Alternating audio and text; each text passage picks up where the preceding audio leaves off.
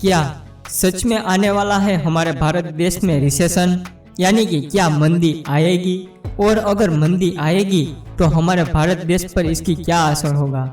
World bank ने किया है एक ऐलान, आने वाले समय में आएगा विश्व की सबसे बड़ी वैश्विक मंदी का दौर।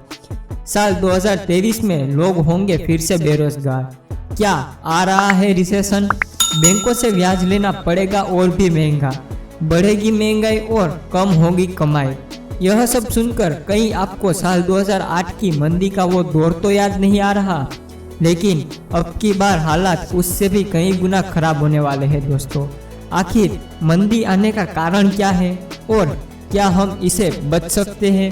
पूरा सच जानने के लिए वीडियो को अंत तक जरूर देखें। वर्ल्ड बैंक के अनुसार इस समय हमारी दुनिया 50 सालों में से सबसे बुरे दौर से गुजर रही है। वर्ल्ड बैंक ने अपने लेटेस्ट रिपोर्ट में बयान देते हुए कहा है कि साल 2023 तक दुनिया में ग्लोबल रिसेशन आने की काफी अधिक संभावना है, साथ ही दुनिया के अब तक की सबसे बड़ी मंदी देखेगा। वर्ल्ड बैंक इतनी बड़ी बात ऐसे ही नहीं कर सकता, असल में इसका एक्शन दिखना शुरू हो गया है दोस्तों। दुनिया के सभी बैंक अपने रेपो रेट बढ़ा रहा है।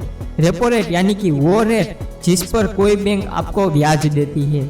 अब यह क्यों हो रहा है, इसकी वजह से मंदी क्या आ रही है, चलिए इसको थोड़ा डिटेल में स्टडी करते हैं। दोस्तों सिंपल सी बात है, जब लोगों को कम इंटरेस्ट पर कर्ज मिलेगा तो अब लोग ज्यादा कर्ज लेते हैं, और लोगों के पास पैसे होते हैं तो उस पैसे को कहीं ना कहीं इन्वेस्ट करने की सोचते हैं। ऐसे में डिमांड बढ़ती है, और जब डिमांड बढ़ती है तो इन्फ्लेशन यानी कि मुद्रास्फीति की दर भी बढ़ती है। इन्फ्लेशन यानी कि महंगाई का दर समझकर चलिए आप, एक निश्चित समय में कीमतों के बढ़ने की दर। लेकिन यहाँ परेशानी यह है कि यहाँ सप्लाई तो उतनी ही है, लेकिन डिमांड बढ़ती जा रही है, जिसकी वजह से महंगाई भी बढ़ रही है। इसलिए सरकार रेपो रेट बढ़ाती है ताकि महंगाई को नीचे ला जा सके। रेपो रेट बढ़ाने का मतलब, अगर कोई बैंक में लोन लेने जाएगा तो उस व्यक्ति को लोन जो होगा उसका इंटरेस्ट भी देना होगा। उसको उस इंटरेस्ट को ही सरकार बढ़ा रही है, उसको कहते हैं रेपो रेट बढ़ाना, ताकि महंगाई को नीचे ला जा सके। इसलिए सरकार बढ़ा रही है रेपो रेट। जब लोगों के पास पैसे ही कम होंगे तो वो कम खर्च करेंगे, इससे डिमांड कम होगी और इस वजह से महंगाई का दर भी कम होगा। वर्ल्ड बैंक के अनुसार इस समय दुनिया के सभी सेंट्रल बैंक महंगाई को कम करने के लिए अपना रेपो रेट बढ़ा रहा है। इसका एक बड़ा नेगेटिव इफेक्ट अगले कुछ दिनों में दिखने वाला है दोस्तों, और वो होगा इस वक्त का सबसे बड़ा रिसेशन। अब आप यह सोच रहे होंगे कि रेपो रेट के बढ़ाने से रिसेशन का क्या संबंध होगा। तो यह इकोनॉमिक्स का एक सिंपल सा रूल है, जब डिमांड बढ़ती है तो सप्लाई भी बढ़ती है, और जब डिमांड कम होती है तो सप्लाई भी कम होती है। सप्लाई कम होने का सीधा मतलब होता है कि कम प्रोडक्शन।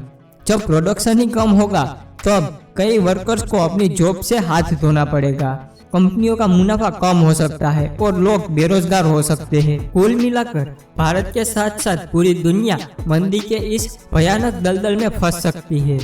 पिछले 50 सालों में दुनिया के इतने खराब हालात कभी नहीं देखे। वर्ल्ड बैंक ने तो यहाँ तक कह दिया है कि मंदी की शुरुआत अगले साल यानी कि साल 2023 से ही होगी। वर्ल्ड बैंक के अनुसार इस मंदी को रोकना नामुमकिन है। भले ही दुनिया के सभी सेंट्रल बैंक इंटरेस्ट रेट बढ़ाकर इस मंदी को रोकने का प्रयास कर रहे हैं, लेकिन इसके बाद भी रिसेशन को रोकना मुमकिन नहीं है। आप देखिए तो साल 2021 में ग्लोबल रेपो रेट 2% से भी नीचे था। लोग आराम से पैसे कमा रहे थे और लोगों खूब पैसा खर्च भी कर रहे थे, लेकिन अब इस रेपो रेट को बढ़ाकर 4% कर दिया गया है। लेकिन भारत में तो अभी के समय में रेपो रेट 5% से भी ज्यादा हो चुका है, और देश के सेंट्रल बैंक यानी कि रिजर्व बैंक के अनुसार अब इस रेट को और बढ़ाया जा रहा है। वर्ल्ड बैंक ने अपनी एक रिपोर्ट में साफ साफ कह दिया है कि सभी देशों को सप्लाई में आने वाली रुकावटों को दूर करना होगा। सभी कोशिशों के बाद भी साल 2023 में महंगाई का दर 5% के आसपास ही रहेगा, ऐसा अनुमान है। इस पूरी समस्या का हल भी वर्ल्ड बैंक के प्रेसिडेंट ने बताया है कि इस मंदी का सबसे ज्यादा असर विकासशील देशों पर पड़ेगा और हमारा भारत देश भी डेवलपिंग कंट्री ही है। हमारे देश में महंगाई का दर बढ़ने से समस्या अति गंभीर हो सकती है। इस समस्या से बचने के लिए सभी देशों को करेंसी स्टेबिलिटी और तेज विकास पर फोकस करना होगा। अभी सभी बैंक इस बात पर फोकस कर रही है कि अगर वो रेपो रेट बढ़ाएगी तो लोग कम लोन लेंगे और जिसकी वजह से उनके खर्च कम होंगे और महंगाई का दर भी नीचे आ जा सकता है। लेकिन यह स्ट्रेटजी बिल्कुल गलत है। आने वाले समय में इसका काफ़ी गलत प्रभाव देखने को मिल सकता है। इसके अलावा सभी देशों को सप्लाई बढ़ाने पर काफ़ी जोर से ध्यान देना चाहिए। अगर ऐसा नहीं होगा तो प्रोडक्शन ही कम होगा, जिस वजह से भारी मंदी बढ़ेगी। कुल मिलाकर दोस्तों अब मंदी आना तय हो गया है, इसलिए लगभग सभी देश इंटरेस्ट रेट बढ़ाते जा रहे हैं। दोस्तों अभी तो हम पूरी दुनिया की बात कर रहे थे, लेकिन अब देखते हैं हमारा देश भारत कहाँ पे खड़ा है। क्या हमारे देश भारत का इस मंदी में क्या हाल होगा। इस वक्त भारत देश का जीडीपी 13.5% है और इस वक्त हम ग्रेट ब्रिटेन को पीछे छोड़ दुनिया की 5वीं सबसे बड़ी इकोनॉमिक्स बन चुके हैं। मतलब कि आने वाले समय में हमारे पास इकोनॉमी स्टेबल करने का मौका है। अभी भी हमारे पास मौका है कि तेजी से देश का विकास करने का और साल 2027 तक चौथी सबसे बड़ी इकोनॉमिक बनने का। वर्ल्ड बैंक ने यहाँ तक कह दिया है कि आने वाले समय में भारत चीन के बराबर ना सही लेकिन उनके आसपास हो सकता है। लेकिन आगे इस दुनिया की कुल जीडीपी के बारे में बात करें तो इसमें चीन का 18% शेयर और अमेरिका का 16% शेयर, जबकि भारत का योगदान इसमें 7% है। लेकिन इस वक्त पूरी दुनिया की इकोनॉमिक्स एक बुरे वक्त का सामना कर रही है।